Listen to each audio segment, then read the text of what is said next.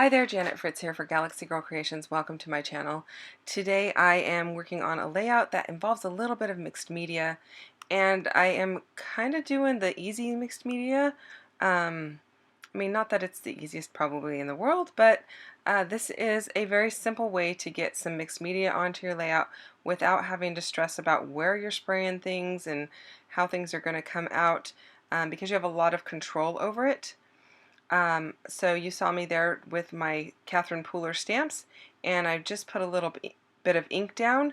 I did put that blue tape down so that I have a nice straight line across the top. I didn't really want a bunch of mixed media up above there, but at the end of the day, it's not going to matter because I do end up putting a piece of paper over that area anyway. Originally, I had thought I might not. I might just use a piece of washi tape in place of that blue tape, but I did decide to go ahead and use some paper up above there anyway. So you know, you have to decide for yourself on if you do this technique, on if you're going to add some pattern paper or if you're just going to leave it. I have done layouts like this in the past, and I have just used washi tape across there and it has worked out just fine. I do recommend that if you do that, when you spray your water bottle, you spray it using a downward motion from the top of your page versus spraying up towards the ink, because it will cause the ink to splatter into that white area. So hopefully that made a little bit of sense. Now I wanted my ink to be a little bit darker, so I went ahead and did a second coat of it, and I like how it looks. It looks really good, and I'm trying to not have the colors mixed together too much there. You can see the red and the orange are kind of like dripping into each other. And then I also wanted to have some drips go a little bit further down, so you can see that I am using my heat gun to kind of push those drips down. Another good way to do that is if you have a paintbrush that has some water on it, you can kind of drag that paint wherever you want. Once you have a wet surface, the paint will follow that area, or it will follow the water that you put down. It tends to not run onto the dry surface as much, so that's another option for you if that's something that you are looking to do. Okay, so I decided to use this rainbow paper. I believe that's from Amy Tangerine, Picnic in the Park. I'm not 100% positive, but I believe that's where that's from. And then I'm just going to go ahead and back the entire thing on black paper, and I really like how that looks. It provides that little framed border. I also trimmed off the edges of my paper where it was taped, because it does leave a little bit of a line because of the gesso.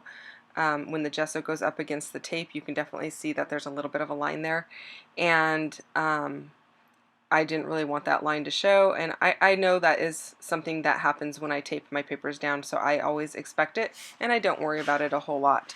And that's why a lot of my mixed media pieces have a frame around them, or some kind of stitching or something like that, because it makes it so that line is not quite so visible.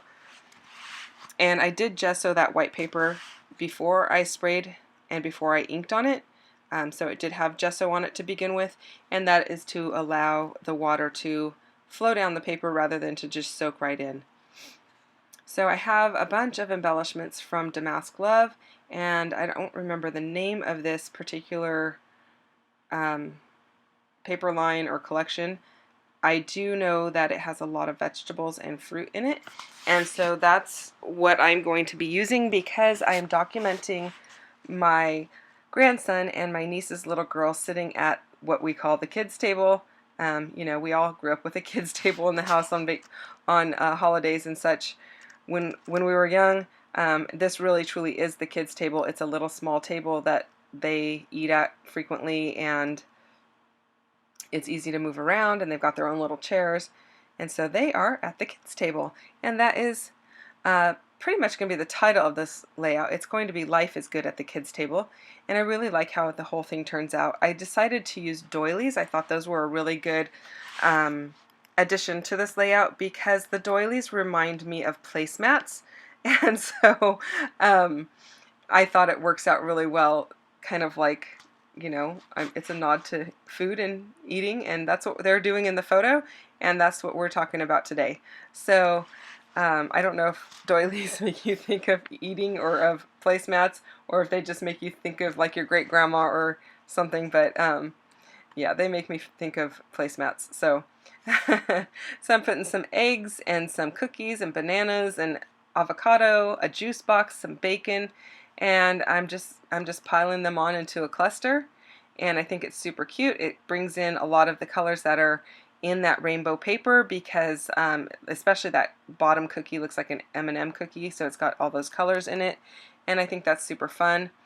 I am going to use these letter stickers from Freckled Fawn. They don't make these anymore to my knowledge, but I still have some, so I am trying to make sure I have all of the letters before I start gluing anything down. And I am putting them down there, but they don't stick super well, so I will add some glue. And I don't know if I do it on screen here, but in order to do that, I squeeze a little bit of glue onto some of the plastic from the packaging, and then I just kind of dip them in it because otherwise it's super hard to get a line of glue on the back of these very, very thin letters.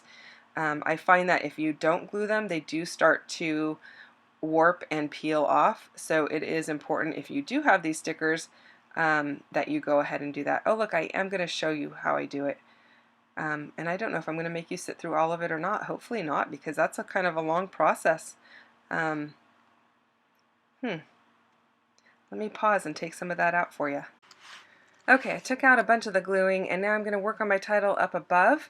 I actually had taken everything and put it away, and then I decided I wanted to add it, so I dragged it all out again, and I didn't make you sit through watching that either because there was no point in it. I'm sorry about that, and at least I had the chance to take some of that out. I do not know why I'd left it in to begin with.